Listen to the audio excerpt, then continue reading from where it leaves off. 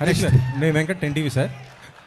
August 15న మీదును ఇటు పూరి గారి cinema వస్తుంది. చెప్పే కదా ఇందాక. Okay okay.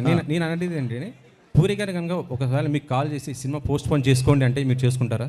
ఏమండి పూరి గారు కనుక ఒక 2 days అంటే ఒక 2 days 3 days కొద్దిగా పోస్ట్ పోన్ చేసుకోండి సినిమా అంటే మీరు చేసుకుంటారా?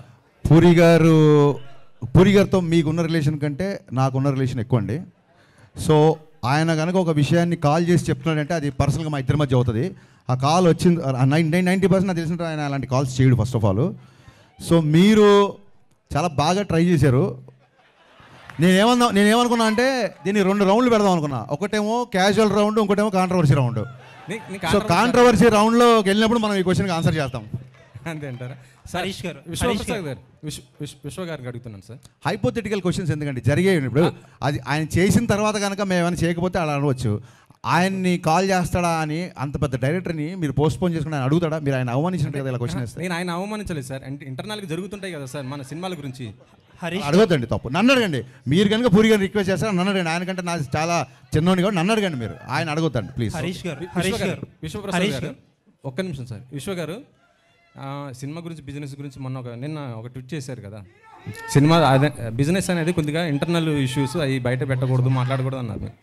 మీ నైజాం రైట్స్ వాటి గురించి పెట్టారు కదా మీరు. అంటే నాకు వచ్చింది సార్. కానీ ఈ మధ్యలో జర్నలిజం ఇన్వెస్టిగేటివ్ జర్నలిజం అయిపోయిందండి.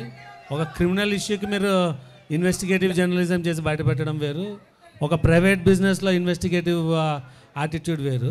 సో అలాంటివి చేయొద్దని పెట్టినానండి. అంటే నేను అనేది ఏంటంటే ప్రతి ఒక్కరు కూడా సినిమా రిలీజ్ అయిన తర్వాత కలెక్షన్స్ ఏమంటే చెప్పేస్తున్నారు, పెడుతున్నారు. మా సినిమా ఇన్ని కోట్లు కలెక్ట్ చేసిందనేసి. మొన్న కల్కి ప్రభాస్ గారే దాదాపు 1100 కోట్లు వసూలు చేసిందని ఆయన గర్వంగా చెప్పారు కదా. అది పబ్లిక్ ఇన్ఫర్మేషన్ అండి. అదే సార్, అంటే మా డీల్ గురించి పెడుతున్నారు. మా డీల్ తెలియదు కదా మీకు.